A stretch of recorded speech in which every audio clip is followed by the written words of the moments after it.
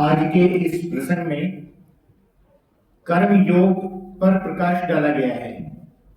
कर्म योग अर्थात कर्म की कुशलता का ही नाम कर्म योग है। और कर्म की कुशलता किस प्रकार हो सकती है? ये निष्काम कर्म की तरह कर्म होना चाहिए, अर्थात उसमें किसी भी प्रकार का कर्म फल न हो, केवल एक माध्यम होना चाहिए। व्यक्ति ये सोचे कि केवल मैं माध्यम हूं और किसी भी प्रकार के कर्म फल की किसी भी प्रकार की कोई आकांक्षा न हो। तो इस प्रकार का जो कर्म बनता है वो कर्म की कुशलता है और कर्म योग है। भगवान श्री कृष्ण अर्जुन से गीता में यही कह रहे हैं कि तुम केवल निमित्त मात्र हो जाओ और सब कुछ मुझ पर छोड़ दो, अर्थात सब कुछ ईश्वर पर छोड़ दो और निमित्त मात्र बन जाओ।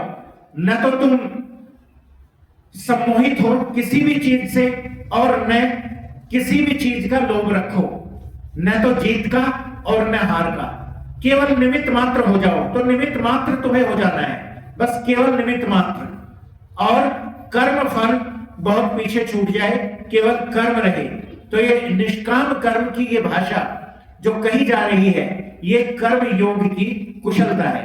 अगर इसके बारे में और देखा जाए तो जैसे उदाहरण है कबीर का।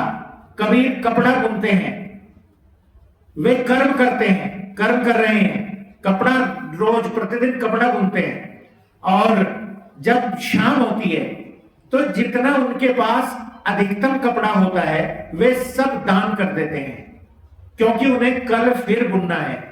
कर्म से छूटने का कोई उपाय नहीं है, लेकिन उस कर्म में उन्हें इतना आनंद है, उन्हें इतना आनंद मिलता है कि उन्हें वो कर्म करना ही है। किसी लाभ की इच्छा से नहीं, किसी भी तरह की के प्रलोभन से नहीं, वो कर्म किया जा रहा है अपने आनंद में। तो कबीर जो है अपने आनंद में कर्म कर रहे हैं, ये उन्हें निष्काम कर्म की ओर ले जा रहा है और उनका कर्म निष्काम कर्म बन जाता है, क्योंकि वे केवल निमित्त मात्र हैं।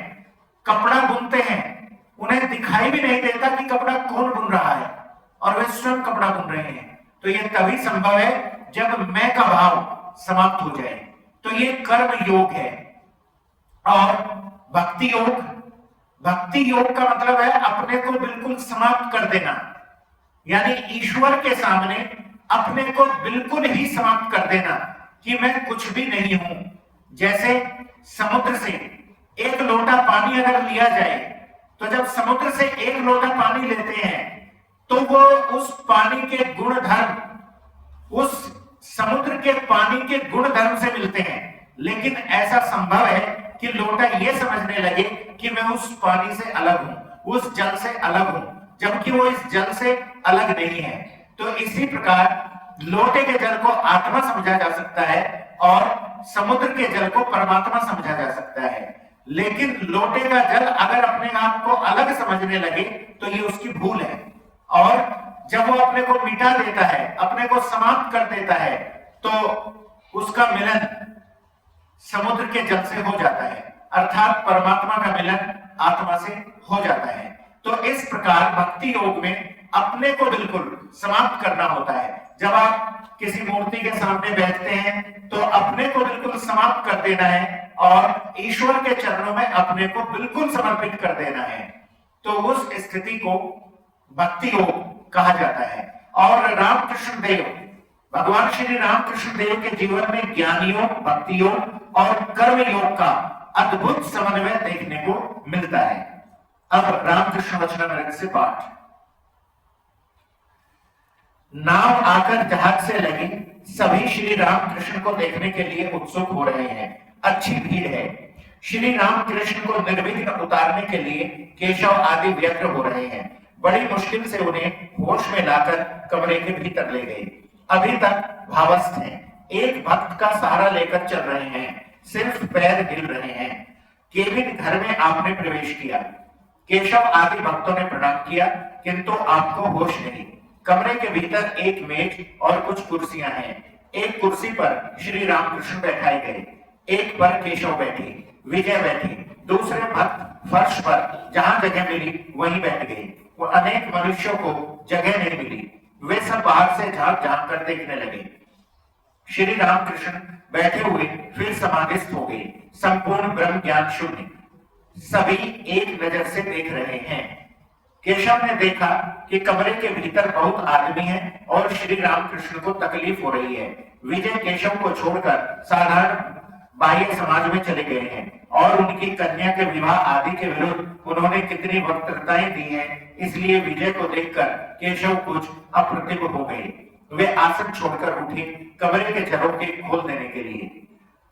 ब्राह्मण भक्त टकटकी लगाए श्री रामकृष्ण को देख रहे हैं। श्री रामकृष्ण की समाधि छूटी, परंतु अभी तक भाव पूरी मात्रा में वर्तमान है। श्री रामकृष्ण आप ही आप अस्फुट स्वरों में कहते हैं, माँ मुझे यहाँ क्यों लाई?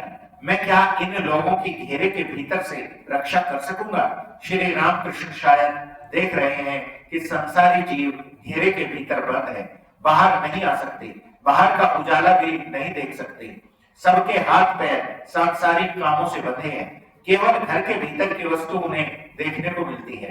वे सोचते हैं कि जीवन का उद्देश्य केवल शरीर सुख और विषय कर्म, काम और कांचन है। इसलिए श्री रामकृष्ण ने कहा, माँ मुझे यहाँ क्यों लाई? मैं क्या इन लोगों के घेरे के भीतर से रक्षा कर सकूंगा? धीरे धीरे श्री रामकृष्ण को बाह्य ज्ञान हुआ। गाजीपुर के नील माधव बाबू और एक ब्राह्य भक्त ने पौहारी बाबा की बात चलाई। ब्राह्य भक्त ने कहा, महाराज इन लोगों ने पौहारी बाबा को देखा है, वे गाजीपुर में रहते हैं, आपकी तरह एक और है। श्री रामकृष्ण अभी तक बातचीत नहीं कर पा रहे हैं, सुनकर सिर्फ मुस्कुराए।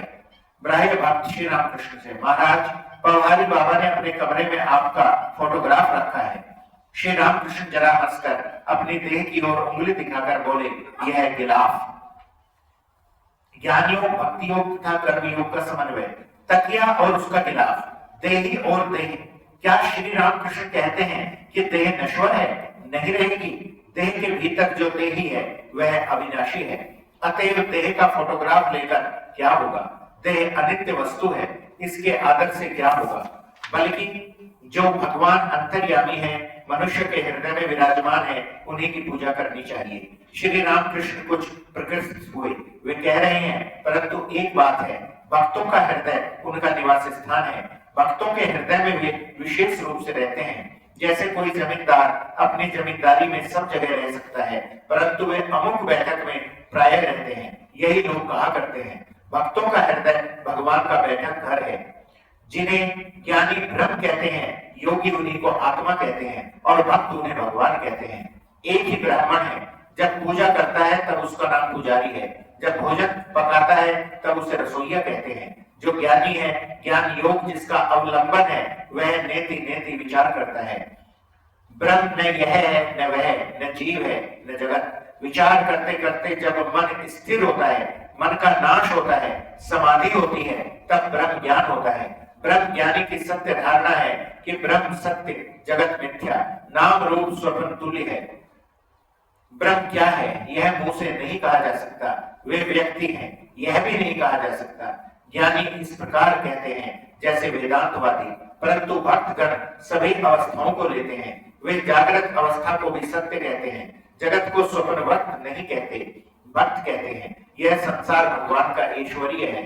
आकाश, नक्षत्र, चंद्र, सूर्य, पर्वत, समुद्र, जीव जंतु आदि सभी भगवान की सृष्टि हैं, उन्हीं का ऐश्वर्य है। वे हृदय के भीतर हैं और बाहर भी। उत्तम भक्त कहता है, वे स्वयं ही ये 24 तत्व जीव जगत बने हैं। भक्त की इच्छा चीनी खाने की है, चीनी होने की नहीं। भक्त का भाव कैसा है जानते हो? हे भगवान, तुम प्रभु हो, मैं तुम्हारा दास हूं, तुम माता हो, मैं तुम्हारी संतान हूं, और यह भी कि तुम मेरे पिता या माता हो, तुम पूर्ण हो, मैं तुम्हारा अंश हूं। भक्त यह कहने की इच्छा नहीं करता कि मैं ब्रह्म हूं। योगी भी परमात्मा के दर्शन करने की चेष्टा करता है। उद्देश्य जीवात्मा और परमात्मा का योग है। योगी विषयों से मन को खींच लेता है और परमात्मा में मन लगाने की चेष्टा करता है।